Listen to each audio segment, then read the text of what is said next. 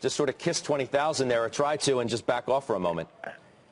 Well, it's exciting. I'm actually standing in the American Airlines Club in Philly. Our family is going to take a vacation in Hawaii, so I'm watching it up here. Well, I mean, our session has it absolutely right. I mean, it's a psychological level, but it'll hit the headlines if we go over. And one does remember when it went over 10,000, I think it was 2, 3, 4 times it went over, but did not close over 10,000 for at least 10 days. So even if we cross, we're not sure we're there. But it hits the headlines, gets the public more involved, and they're not all that involved yet in this rally. Yeah, how about that notion? It's psychological. You raise an interesting point about who's involved and who's not, and whether you really think that an event like this, or the prospects of what President-elect Trump is going to be able to do once he actually takes office in a couple of weeks, will propel the average investor who's on the sideline, or the professional for that matter,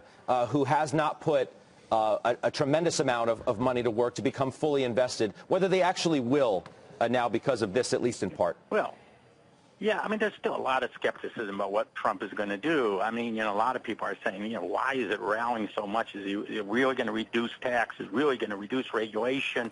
Are earnings really out of the slump that they've been in? I mean, there's no question valuations are high, anticipating good things. The question is, do we have to start seeing some of those good things before we get that next big push, or will the promise of it continue to move it higher? I mean, I think they're justified. I mean, just on tax relief alone, I think this rally is justified. If we get regulation relief and even a little stimulus on infrastructure, that's frosting on the cake. But a lot of people are saying, I want to see it before I believe it. Yeah, I mean, you made the case yesterday in our conversation with Lee that maybe some of these more conservative earnings estimates are simply too low, based on a number of the things that you just said.